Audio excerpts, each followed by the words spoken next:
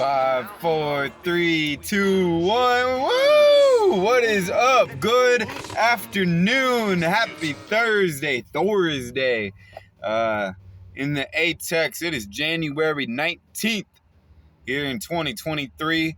This is episode 2 of What's the Buzz? My name is Beamy, and it is a pleasure to have you with me once again today. Kicked off the show yesterday and covered a little bit about me and kind of fed into that theme. But today, our theme is movies. Once again, joined by our co-hosts, Nova and Amber. They're once again taking a nap. We went to Zilker Park earlier this morning and watched some of the sun rise and shine, and lots of dogs out there getting their jig on. It was a great time. And so they're getting a breather. So today, all about movies. That is our main theme. And of course, we'll hit our high five topics of local news, world news, our jam of the day, our sports news, and then, of course, our closing message. But before we get into any of our high five topics, this show, I mean, as an artist, I really like to talk about art, honestly, especially local art if I can. Movies has been probably one of the art forms that I haven't given as much respect to over the course of my life. Initially, honestly, as a kid, actually for most of my life, I've always had trouble sitting still, focusing and all that. So asking me to go sit in a dark theater for 2.5 hours to stare at a screen has never been something I'm super good at. However, I used to just not go to movies, so I had no idea what was going on. It's been a while since I've been to a movie. Actually, I went to a movie, one of the first movies in a while with a friend over the holiday break. But yeah, it was a good experience. But overall in my life, I've kind of neglected the movie industry. But the range of content that is out there in movie form, the independent indie works, or some of this stuff is really gold.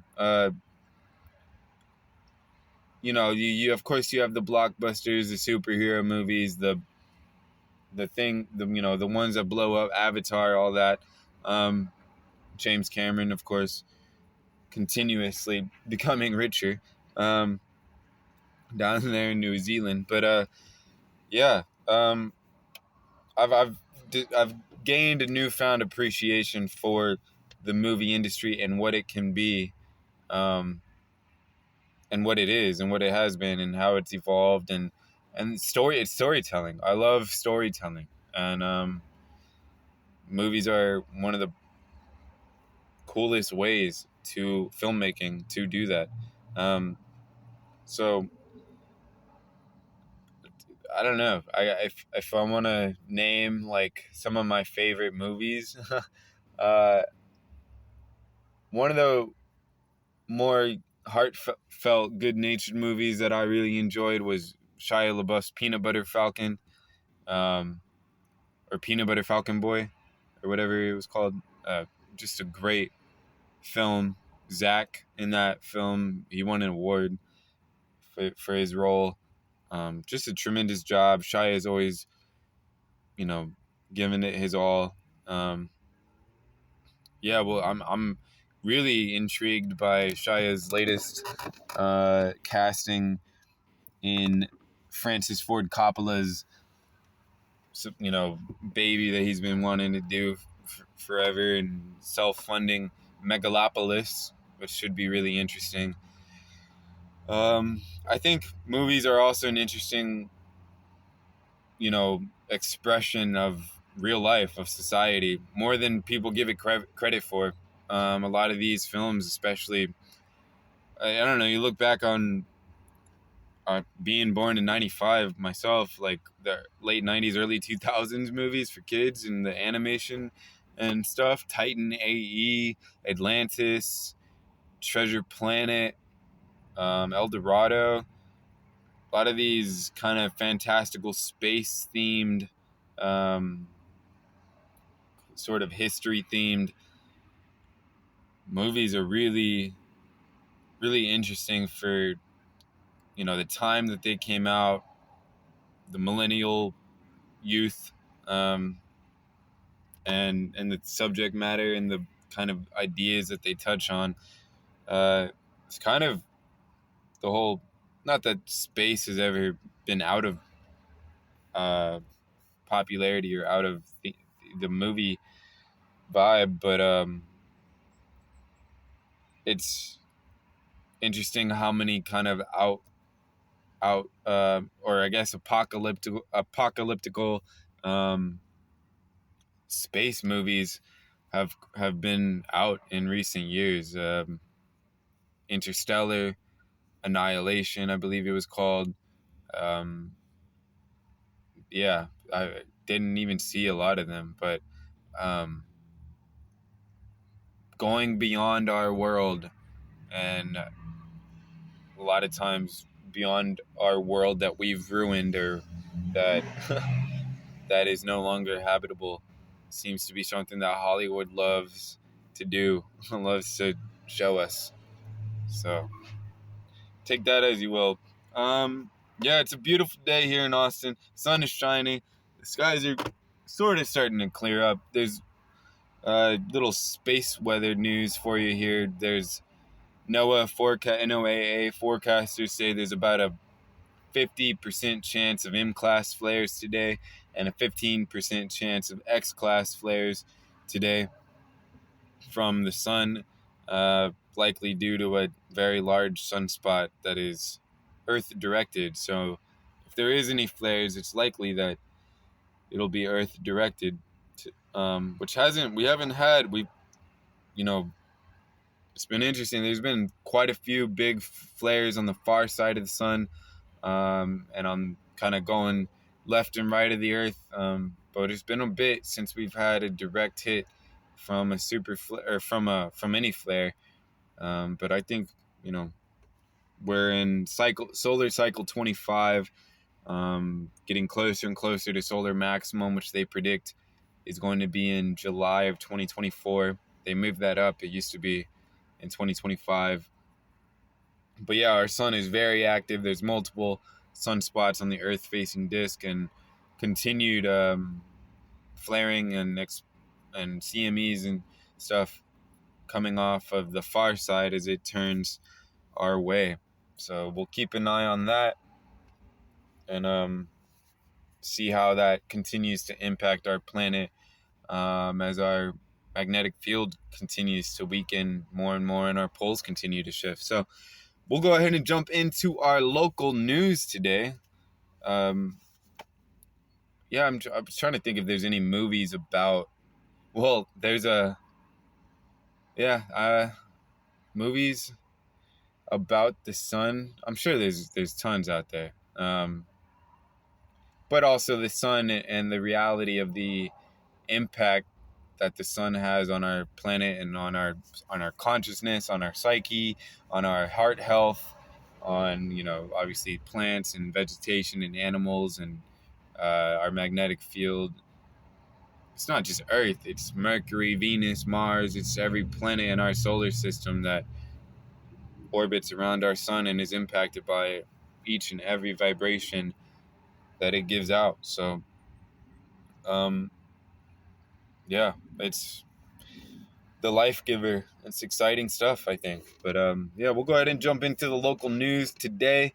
This comes from CBS Austin. Of course, every story we cover will be linked down below in the description box. And I'll go ahead and add the daily news of the sun today down there as well, from a guy named Ben Davidson over in Colorado, who puts in a lot of hard work and research into updating everyone every day on the last 24 hours of sun activity.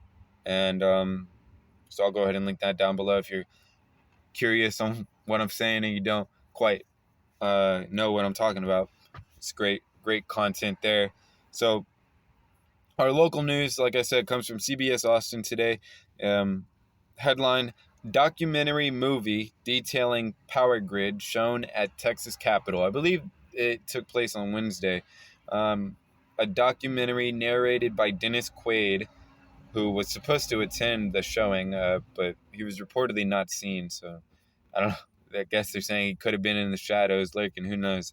Um, a movie detailing the power grid in Texas was shown at the Capitol, and it is called Grid Down, Power Up, a 55-minute film to discuss the strength and the failures and the outlook on potential changes that need to be considered for our power grid. Of course, most recently, power grid failed in February 2021 during the winter storm that I believe killed several people and left a lot of us without water or without electricity. We don't need to go into all of what came with that, but there was also some power failures in 2003 that this documentary covers. So it talks the risks of present day cyber attacks, EMPs, which of course is electromagnetic pulses. Um, it's interesting to me that interesting that none of this mentions the sun, which obviously has a big impact on our electrical grid, our power that most of the world relies on, all of the world relies on. I'm a little shocked, but not really that shocked that there's no mention of the sun, considering how much they understand about our sun and about its increasing activity, uh, and that will likely have the most direct impact on our power systems more than anything. That's not, I mean, that's Earth, that's all of the world, whether it's China, India, US, not just Texas or Austin, obviously. But um, yeah, it's yeah, they turned the Capitol, the auditorium, into a movie theater and showed that film and passed some legislation regarding it. So we'll link that down below. Um, yeah, curious what your thoughts are on the Texas power grid and ways to improve it, ways to provide energy for our state, um, hopefully in ways that aren't necessarily the way they are now, electrical in the ground, ways that just can't, they're unsustainable. Um, people talk about non-renewable resources, oil, gas, and all that being something that is going to expire eventually someday. But reality is all of our electrical power is going to expire just due to the fact that it's unsustainable in terms of our planet. I mean, there's other ways to provide energy. There's natural ways. There's ways that our ancient civilizations here on Earth understood, crystal alignments and stuff relating to ancient Egypt and Atlantis and all of that I think we are going in the direction of and needing to go in the direction of, just on a higher level as we all elevate here on planet Earth and our way of life and our understanding of life and our connection to life itself as living beings. So little local documentary being shown to the lawmakers and people at the Capitol here just this week. So that is our local news. That is our topic number one. We're going to go ahead and move to our topic number two, which is our world news, of course. World news today, headline: Marvel movies. Of course, couldn't really have a whole main theme on movies without bringing up Marvel here in this day and age. Marvel movies are returning to China after almost 4 years. Apparently, the last Marvel movie shown was Spider-Man: Far From Home, in July 2019. And since then, there's kind of been a pseudo ban on lots of not just Marvel movies, but apparently foreign movies in general in China um, haven't really been shown. Um, so one of the main reasons why they're gonna have Marvel movies return to China, starting with Black Panther, Wakanda Forever, which opened up 3 or 4 months ago worldwide. It's gonna open up in China February 7th, followed by Ant-Man and the Wasp: Quantumania, which is opening up February 17th in China. This is largely due to, of course, James Cameron and Avatar. Apparently, Avatar was one of the first foreign films shown in China in a while, and obviously it had worldwide massive success as expected. Um, but it did really well in China, um, and and of course that was Disney. So um, Avatar is being credited as a big reason why um, they're bringing Marvel movies back into China, American movies back into China. Um, yeah, the biggest movie theater market was China in 2020 and 2021 due to China recovering from COVID, supposedly quicker than we did over here in the U.S.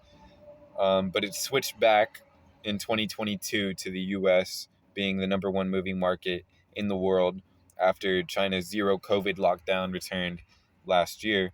Um, the article quotes, which we'll link down below, the article quotes Alfredo Mantefor Helou, the head of the China Center for Economics and Business, as he said they could, quote, assuage negative perceptions of China in the West.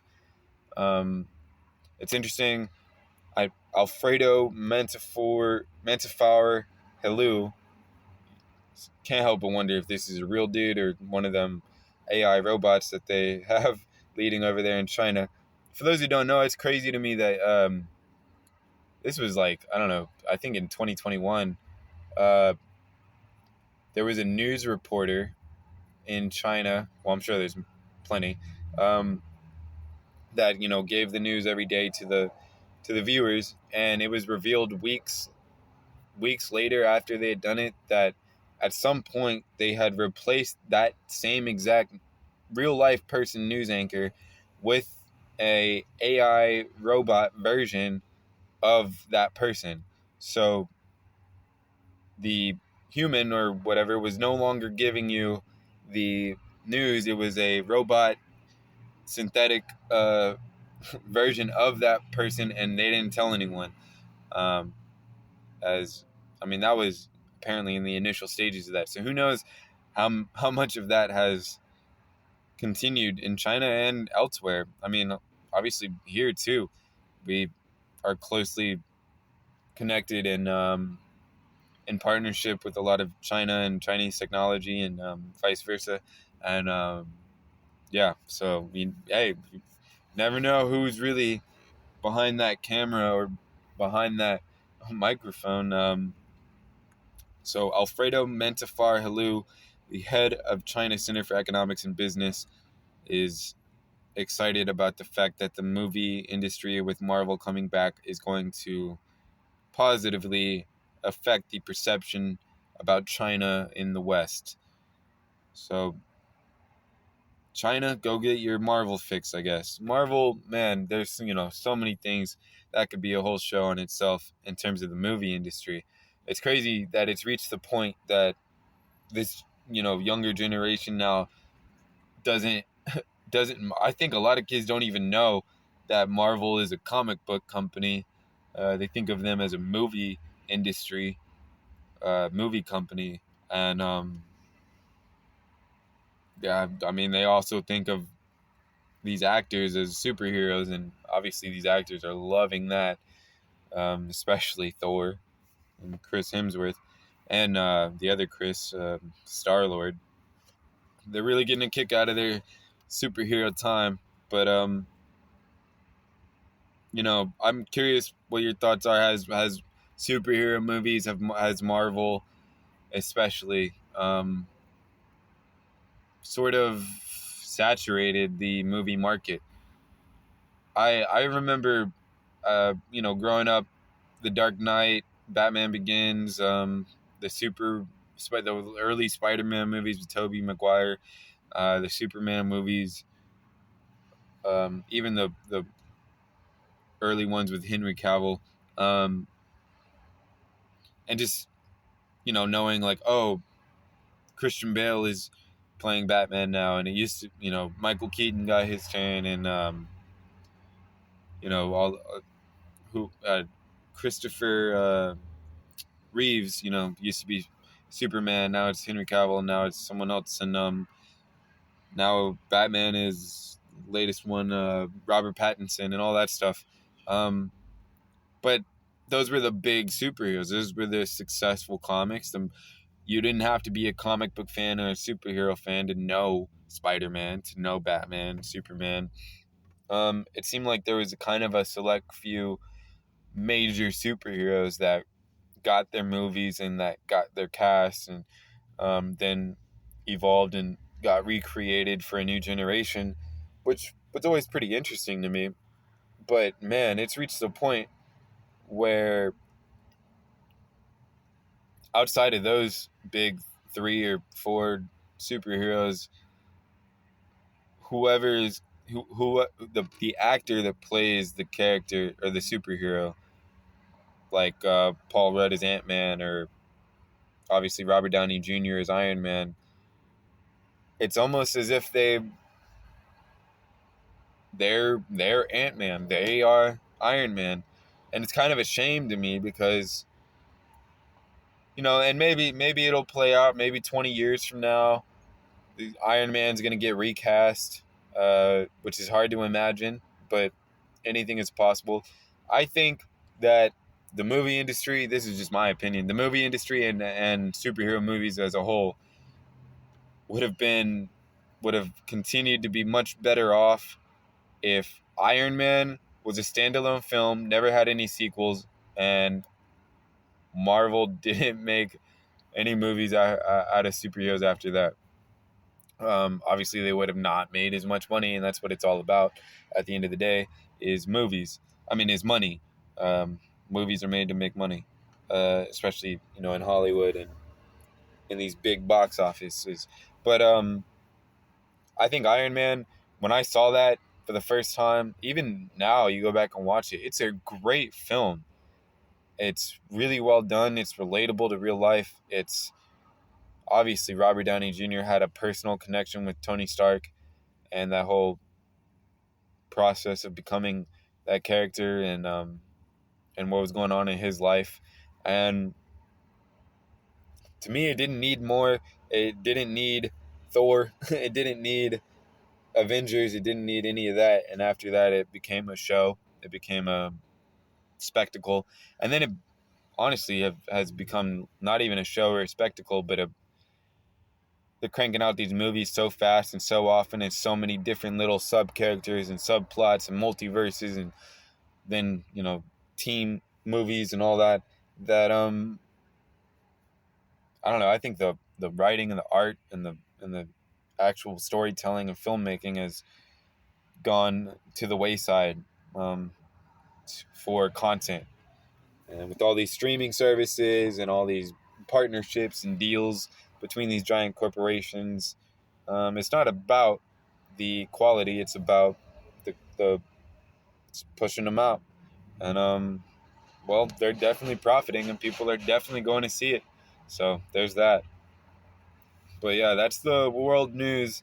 Um, as Marvel movies are once again, this isn't a surprise. It was bound to happen. Returning to China, almost 4 years away. So there you go. Today's jam of the day. High five topic number 3. Of course, we always have a jam of the day, and it's coming to you today via the Temptations. The Temptations obviously did My Girl, and that's the reason they're featured here today on today's show is, My Girl and a couple other Temptation songs have been in so many movies over the years. I think some have, some Glory Road, I believe that Texas Western basketball Disney movie, Remember the Titans may have had, maybe it was Remember the Titans that had My Girl, but Temptations are kind of have this image these today of these sharp dressed, clean, smooth singing lovebirds that had a couple big hits, but they were so much more than that, and they lasted so much more. Actually, I think technically they're still a thing, but I don't know if there's only one of the original members left alive or left in the group, but um, definitely it's kind of like acting like Pink Floyd is Pink Floyd with just David Gilmour or whatever. But today's jam of the day is "Power" by the Temptations. It's one of their best songs. It's a lot of people consider it, when the group was at their peak, and that this song highlights each member's skill and talent at its height. And this song was actually banned from radio when it came out in the 80s, I believe it was. And that's interesting to note when you realize, I mean, they don't really say anything that controversial other than, I mean, nothing's controversial, but it's no secret that um, power hungry people seek power, and ultimately that leads them to not care about the masses and to deceive and to corrupt. And so that's kind of what the song is about. And it is a jam, it is a groove that doesn't stop, and it just keeps building. And the horns and the vocals, obviously, um, just, I think, their best song. And it was actually, so the reason I discovered this song, it was actually remixed by a production group called Soundtree for one of the one of the new cell phone devices, smartphones that was coming out. um I forget which one. I think it was Samsung, actually. One of Samsung's newer smartphones from, I don't know when this was. Probably, I may have been in high school, maybe right out of high school. So probably thinking between 2012, or maybe it was around 2012, 2013, 2014, something like that. And in the commercial ad for this Samsung phone, they remixed "Power," and in the remix they include a spoken word that was previously unreleased by the bass of the band, about Jim Brown. And yeah, I mean, both versions are good. I got to go with the original. It's just got um, that raw, good old school feel to it. But I do listen to both from time to time, and I think, regardless of the message or the lyrics, it's just a great song to play. Gets you moving. So that is our jam of the day. Of course, it'll be linked below. And we'll go ahead and move on to our hot five topic number 4, which is our sports news of the day. Today's sports news is if we're going to talk about sports and we're going to talk about movies, and then there's really no bigger mega movie star than LeBron James, who, oh, by the way, does play basketball. I feel like he's been in countless movies, more than I even know. How that dude finds the time to do everything he does is a mystery, but he does. And so today's sports news related to LeBron James is, I'm sure if you know who LeBron James is, then you're aware that he is set to break Kareem Abdul-Jabbar's all-time scoring record, uh, to become the leader in points in NBA history. Uh, I think it's been known for many years now that LeBron was going to play long enough and score enough to be the NBA all-time scoring leader. There's a link that we'll link it below. There's a article on, I think it's ESPN, trying to predict and project which game, when exactly he will break the points record. They're saying that based on his career average of just over 27 points a game, that he could break it February 9th against Milwaukee. He is currently 284 points shy of the record. His next game after that one is February 11th against Golden State on ABC in prime time. So you know how these things go. You know how the NBA works. And you know how LeBron James is going to get down. My guess is that it's going to happen against Golden State. Of course, Steph Curry's got to be there involved. And it's going to, February 2/11. That's a number thing. And primetime ABC, I'm assuming Mike Breen will be on the call. It's got, some of the games before that are on NBA League Pass, some more local LA games or whatever. But it's that's my guess, is that he's going to break it that night. But who knows? We'll see. See how much he feels like scoring. Continues to play at a high level each and every year. It's pretty incredible. So if you want to watch history go down in the NBA, keep an eye on the Lakers, obviously, and LeBron. If you want to, every year, that's, of course, a storyline. LeBron's always in the forefront of the league. So, yeah, that is the first 4 topics of our show. We're going to get into the closing message here in just a bit, but to keep it going, some of the movies that some of the kind of offbeat or not as necessarily popular movies that I've enjoyed over the years. One of the ones that always comes to my mind, which is a really slow. I really liked it when I first saw it, and I liked it a couple times that I saw it after that. At this point, it's just I kind of get it, and it's not necessarily one of those that you rewatch a lot, but I thought it was a really interesting performance by Michael Shannon. Was a movie called Take Shelter.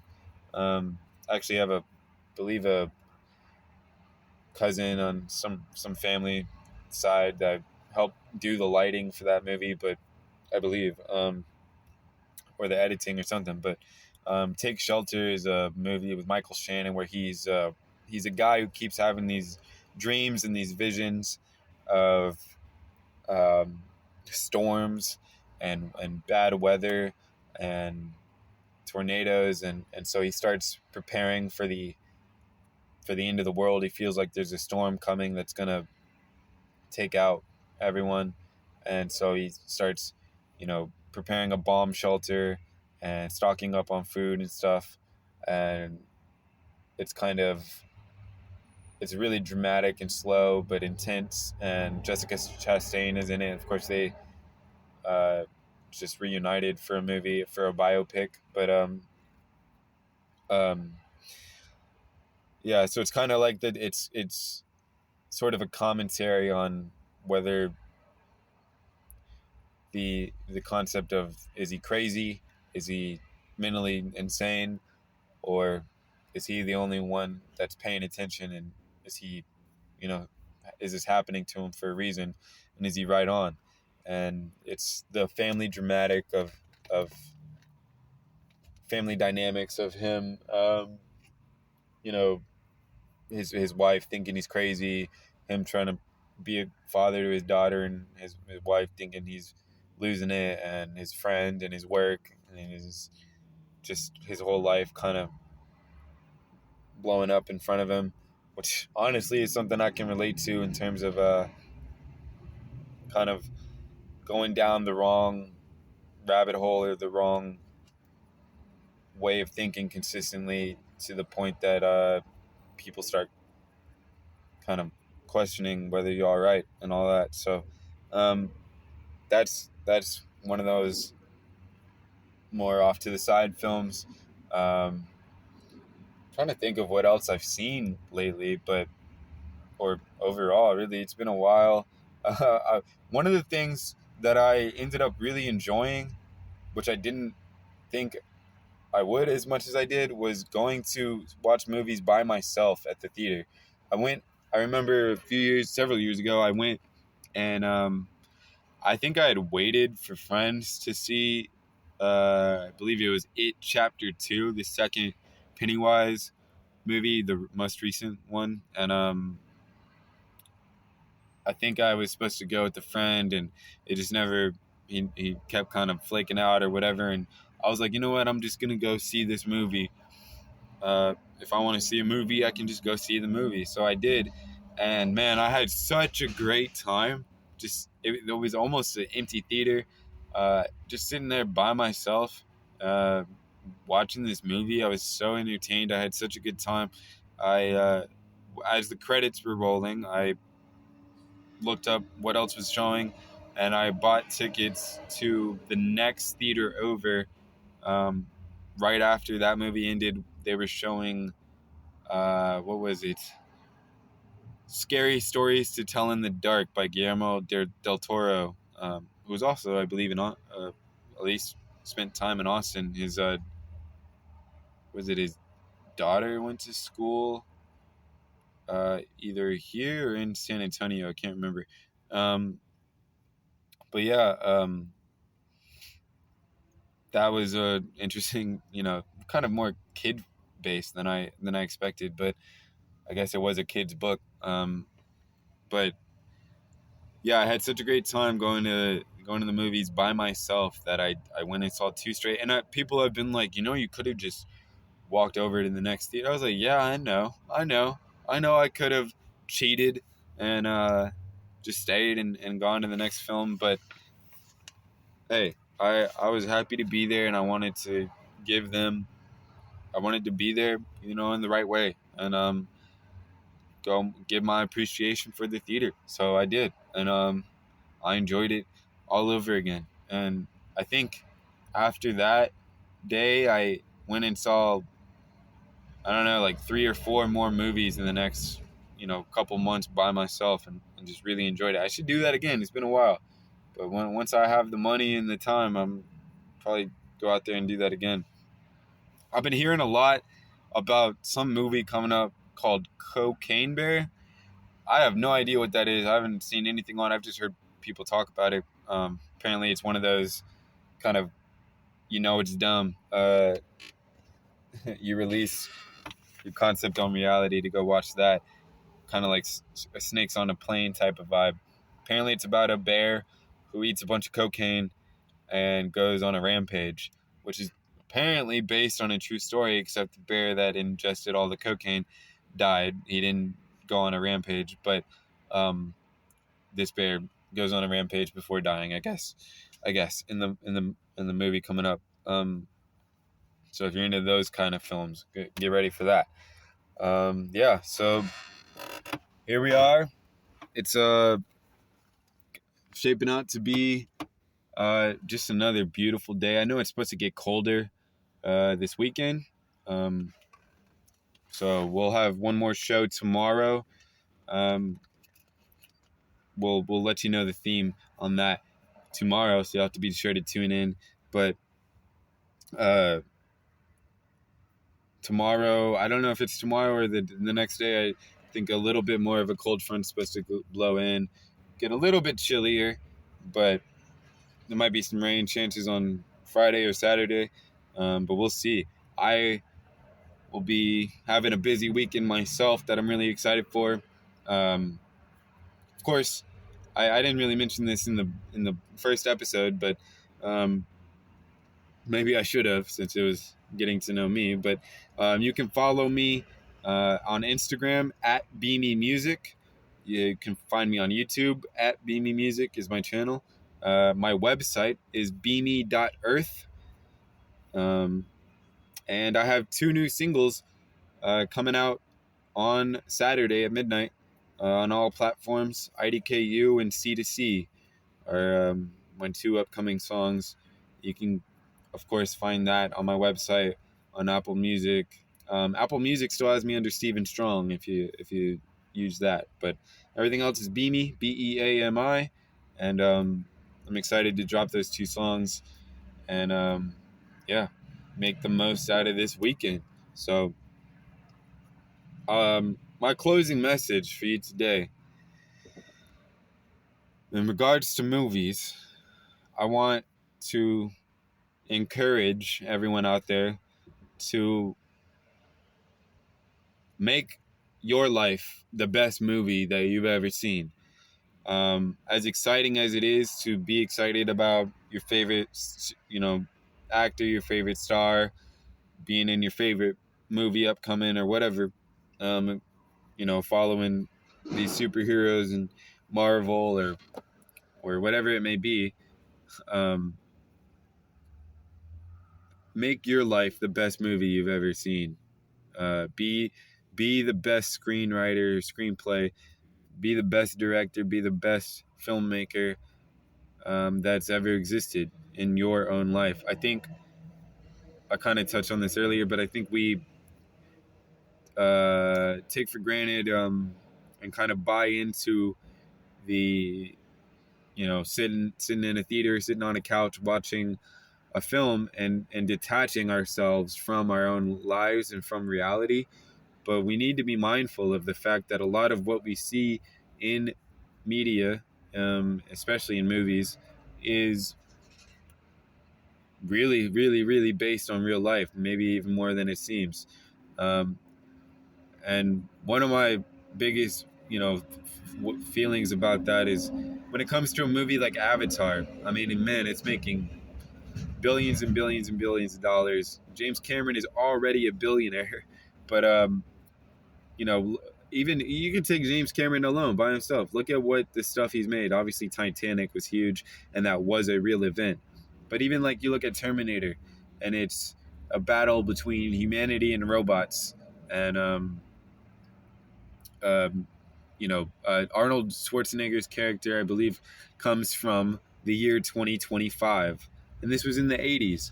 It's interesting how many parallels are happening between the 80s and right now. Um, there's many I could name, but both in terms of content and media, obviously Stranger Things and Dark, the Netflix series, which really talks about cycles. Cycles repeat themselves. Um, a lot of people predicted in the late 80s that it was the rapture, that Jesus was coming back in 88. There was a book, I forget the author, but by some, I think, pastor or whatever, that sold over millions of copies in the United States alone, called 88 Reasons Why the Second Coming of Christ is in 1988. Obviously, that wasn't true, but they felt that for a reason, and a lot of people bought in. And so, be mindful of what you're engaging in is all I'm saying. And ultimately, no matter what is on a screen, no matter what an actor is saying, whether in the movie or in an interview, no matter what the news is presenting to you, you still have to wake up every day and go out and live your life. And as I touched on with yesterday's closing message, dream big. Don't allow your understanding of yourself and your life and what it can be to be shadowed over or diminished by the concept that, Harry Potter is a fantastical film, and there's nothing that I can take from Harry Potter and implement into my own life. Harry Potter is my release from my life to go watch a movie, a fictional film. I'm not saying, pick up a stick and start stupefying people. I'm just saying that there's lessons and themes and ideas and concepts that are a part of real life. And what I really mean by that too is like I said, Avatar makes um, a whole movie about war on a planet that is harmonious, and the beings that live there are in direct connection and relationship with nature. And I believe that Pandora is a sort of metaphor, or a kind of a version of what Earth really is, of what ancient civilizations had on Earth, of what um, we can establish on Earth, with more conscious understanding and love towards um, towards the life and nature that we are and that is all around us all the time. Um, yeah, I think animals have a much better grasp and take action towards that a lot more than us humans, obviously. But I don't think that the I don't think that the reward of being human, of having a human brain, is that we get to dominate the planet, that we get to run over the planet, that we get to step on the planet. Ultimately, and this has been said many, many times by many people, we're even taught this in some ways. Earth gives us everything that we need to survive as a species, as living life forms. We are of the earth. We are salt. We are stardust. We are, everything that the earth has. And so, with that in mind, honestly, pollution shouldn't exist. It doesn't have to. The things that the material that we make, you know, you don't need a plastic teddy bear eyes and stuffed fabric to be, to go to sleep. to You don't need um, plastic containers. You don't need, like, a lot of this stuff that has become sort of normal in our society. You don't need asphalt to drive, or to transport, to get somewhere. You don't need gasoline. You don't. We need to think better, or more intelligently. I think about magnets. Magnets are are able to push and pull and create motion just by being next to each other, and our whole world is magnetism. And the relationships that we have with each other, the attraction and connection that we share with each other is magnetism. It's energy. And magnetic energy is powerful. It's the most powerful force. You cannot make two magnets touch. And if it's a strong enough magnet that is connected, you can't pull them apart, period. And so if we can develop some more um, motors and rotors and um, machines and things that rely on magnets and magnetism to power our things, to power um, our vehicles, our plants, our to create energy for us. That's free, and that's forever.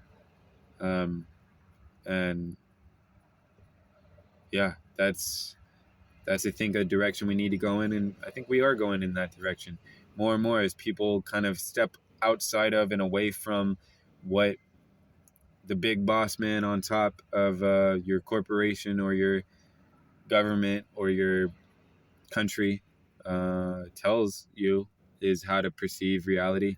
Another movie that I think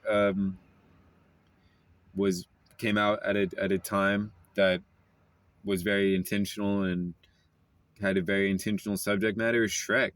It's the most memed movie probably of all time.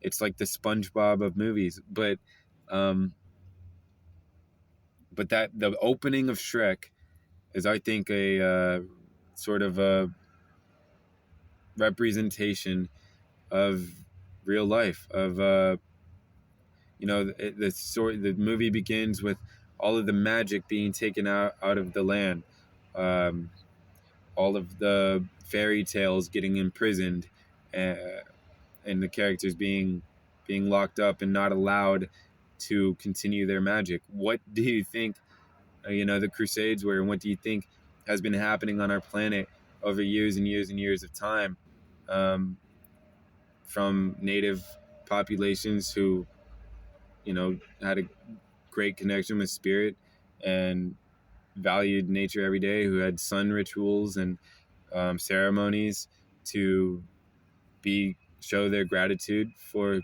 being alive and for being provided for by the planet, and by our existence, by the universe. um, they got killed, they got moved, they got destroyed, and little by little we are very, very